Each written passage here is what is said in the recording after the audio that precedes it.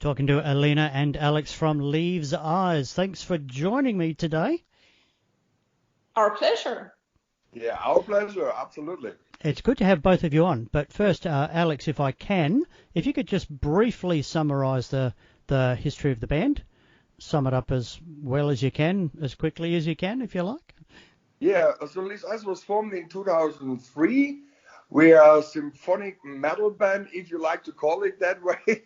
I would say we do metal music with epic songs, also with some folk approach here and there. And we have a contrast in the music, which like heavy guitars and the metal band and also big drum on one side. On the other side, you have like orchestration and also a lot of natural instruments like little harpa, Celtic flutes and big drums as well. And then you have another contrast here, which is of course the female melodic voice of Elina and myself as being the harsh voice in Leaves Eyes. Elena came to the band in 2016. How did the transition go from Liv to Elena? I'm talking about reaction from fans. Did it go smoothly, or just how did it go? Well, I think it went as you would expect in that kind of situation. It's always going to bring up strong feelings in everybody, in fans especially. And for me, it was clear that I needed to come there as myself, as a completely different kind of singer, performer, bring my own versions of the already existing songs. And we played instantly a lot of live shows. We also recorded stuff. So it was kind of very organic and fast-paced way, I guess. For me personally, I never had any bad experience with the fans. They've always been very kind to me and very welcoming. So, but I mean, obviously, as you know, with Nightwish and all these bands, it's bound to bring emotions in people always. Yeah, we just had I had an interview with Russia yesterday, and they were thinking compared to other bands, it was going very smoothly with Leaves Eyes. So if that is the case, we are happy because for us, this kind of transition felt very natural. From the start, we were super lucky to have a singer like Elena, not only with the opportunities, also with the singing and the singing techniques and the abilities and skills, but also as a band member, as a human being, to go on tour. As Elena said, we were traveling really around the world. We were like in Asia, in North America, these big tours. Remember, Elena, it was not always so easy in the wintertime, stuck somewhere in situations, not like the pandemic now, but, could combine it or compare it, sorry. And then, we were going through absolutely highlights as well, like Wacken open air with fantastic shows and cruises and all these kind of things. So, yeah, so far it's like 4 or 5 years now. We are absolutely happy. So we've got a new album coming out very soon, The Last Viking. When did the work start on this? When did the writing process start? Where did you record it? And was it delayed in any way or inconvenienced because of the lockdowns? The writing process, if you say so, started already with Sign of the Dragon Head, because the topic of that concept album was the last song, Waste of Euphoria of Sign of the Dragon Head, was like the introduction, what will come next with this album. And so I think with all the shows and having the tours in the back, it was the perfect push for us to write these powerful songs for this epic saga as a background. And we recorded it here at Master Sound Studio. That's like our headquarters where we are doing our albums, but I also work as a music producer here. And that's like the headquarters of Leaves Eyes and also our other band, Atrocity. So that is the place where we can record in peace. So we were pretty much locked in the studio for a month or even longer. And then obviously the planned release had to be moved a bit because we couldn't film the videos on time. And then we were supposed to do a great release show at the Summer Breeze, which obviously got cancelled as well. So yeah, a little bit delay for sure, but I mean, I think we have to be very, very happy and feel lucky that we are where we are now, because things went pretty smoothly considering. Yeah, and also regarding the studio lockdown, just want to add something. And that was really a hard time also for a lot of artists when they are on tour, also on the road, and maybe get stuck somewhere and cannot even return to their homes. We had friends that happened to them. So for us, it was also stripping the whole thing down to one thing, which is the music, which unites us, which was like, family, friends, and the band. We were like really sticking together in these times. We were really in a studio lockdown, and we were also having that kind of bound. Okay, we have the music, we have this, we have the metal family, we have our fans. We also want to give our fans something back in these harsh times. Some pleasure, something to enjoy, and maybe to shut down. At least for the moment, you're listening to your favorite music, shutting down this horrible situation we're all facing now. And as we cannot play any shows, at least the people can enjoy our music now. Tell us about the story, the historical story that the album is telling. You mentioned the Saga. Tell us about that. Yeah, this is about Harald III, which was called Hardrada, the so-called Last Viking, as when this Norse king died in 1066 at Stamford Bridge in England for the fight of the English throne.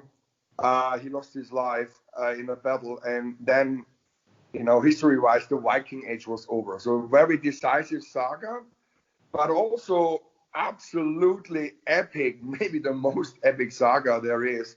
Very colorful, because it's not happening only at one place. So he has to flee as a young Viking out from his country, fleeing from the battlefield, and is as a refugee making his career. He went through Sweden down to the land of Rus, and in Kiev serving at the court of King Yaroslav, falling in love with his daughter, going to Byzantium, serving as a Revenging Guard, making a huge career there, becoming a war hero in Sirtland, the land of the Saracens, and also in Bulgaria, fighting around in the Mediterranean area. So it's, as you see, based in completely different territories where you might think a Viking saga comes from. Then also having like a dramatic love story included, that the Empress Zoe from the Byzantine court, he rejected her, put him into prison. On a spectacular way, he is escaping and marrying the Russian queen, returning to Norway, fighting for the Norwegian crown. And after that, he was becoming sole king from Norway, fighting for the Danish crown, and at the end, fighting for the throne of England. You see, that's a lot. It's very hard to tell it in one or two sentences. So I think people should check out the album. For us as artists and musicians, and metal musicians especially, it was the perfect background for Leaves' Eyes. It's fitting so good to write an album like this, with powerful songs, but also with atmospheric tunes, also with all the instruments we use on top of the metal group, with nuclear harp, big drums, whistles, reeling pipes, fiddles, and all these kind of things, fitting so good to this, and of course the orchestral epicness on top of it all. Elena, tell us about your work on this album. Well, We worked pretty much similarly as with the previous album. So the guys, Tosso and Alex, are responsible for the music and lyrics and everything.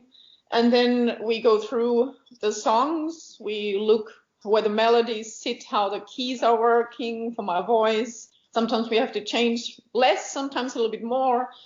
And then we work on backing vocals and so on. We go into very small details according to the vocals.